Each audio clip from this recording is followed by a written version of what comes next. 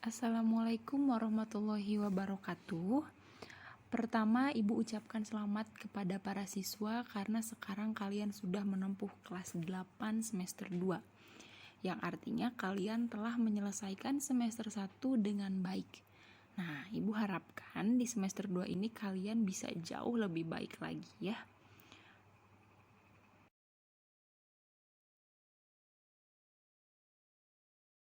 Nah, untuk materi semester 2 ini diawali dengan bab 4, yaitu tentang semangat kebangkitan nasional tahun 1908.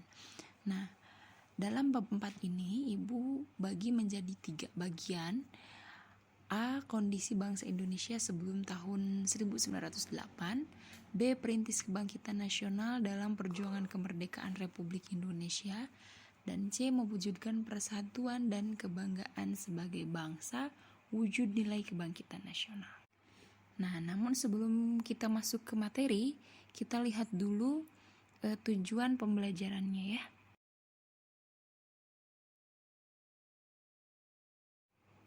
Oke, nah ini merupakan tujuan pembelajaran atau indikator pencapaian. Peserta didik dapat memahami kondisi bangsa Indonesia sebelum tahun 1908. Nah, diharapkan setelah kalian mempelajari materi hari ini, kalian bisa memahami kondisi bangsa Indonesia sebelum tahun 1908.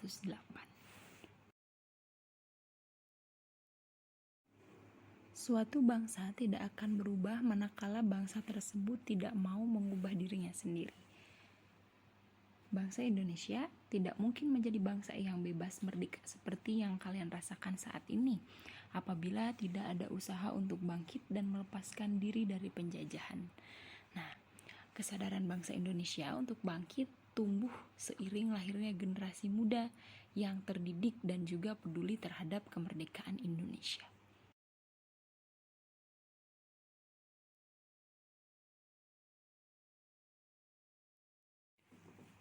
Rusaknya ekonomi Eropa akibat peperangan dan berkembangnya teknologi pelayaran pada abad ke-15 menyebabkan negara-negara di Eropa melakukan ekspedisi untuk mencari sumber-sumber ekonomi baru ke seluruh dunia.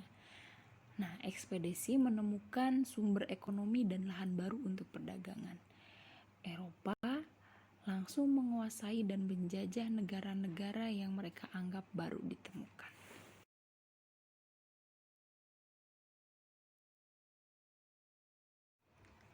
Awal dimulainya penjajahan Belanda di Indonesia dimulai sejak didirikannya Verenigde Oost-Indische Compagnie atau biasa kita sebut dengan VOC pada tanggal 20 Maret 1602. Di berbagai daerah, VOC melakukan tindakan dengan melaksanakan politik divide et impera atau adu domba. Mengadu domba antar kerajaan maupun dalam kerajaan itu sendiri.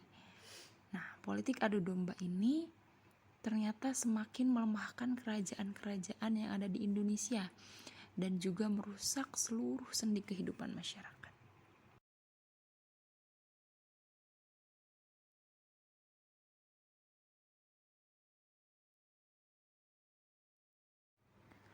Kekuasaan Daendels tahun 1808 sampai 1811. Yang pertama itu kerja paksa atau kerja rodi, yaitu guna membangun jalan sepanjang Pulau Jawa dari Anyer sampai Panarukan untuk kepentingan militer. Dan yang kedua itu ada Kalterstelsel atau tanam paksa, mewajibkan rakyat menanami sebagian dari sawah dan juga ladangnya dengan tanaman yang ditentukan oleh pemerintah dan hasilnya diserahkan kepada pemerintahan itu sendiri. Tanam paksa menyebabkan rakyat diperas bukan hanya tenaga, melainkan juga kekayaan, sehingga rakyat jatuh miskin. Nah, sedangkan penjajah itu mendapatkan kekayaan yang berlimpah untuk membangun negara Belanda menjadi negara terkaya di Eropa. Nah, jadi semua kerja dan tanam paksa itu untuk kepentingan Belanda, bukan untuk kepentingan bangsa Indonesia. Nah, jadi kita itu hanya diperas tenaganya dan kemudian hasilnya itu dibawa ke Belanda.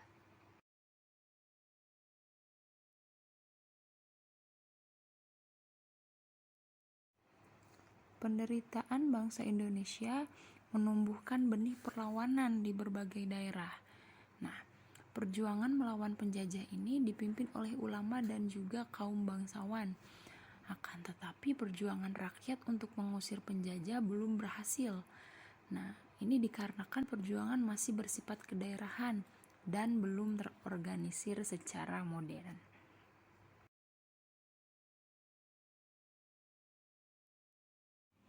Penderitaan yang dialami bangsa Indonesia menyadarkan beberapa orang Belanda yang tinggal atau pernah tinggal di Indonesia.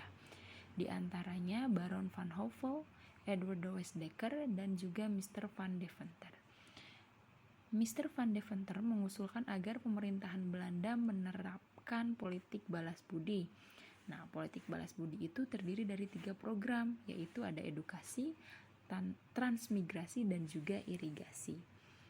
Nah, jadi dengan melihat penderitaan rakyat Indonesia, orang-orang Belanda sendiri merasa simpati terhadap bangsa Indonesia. Maka diusulkanlah agar pemerintahan Belanda itu menerapkan politik balas budi tersebut.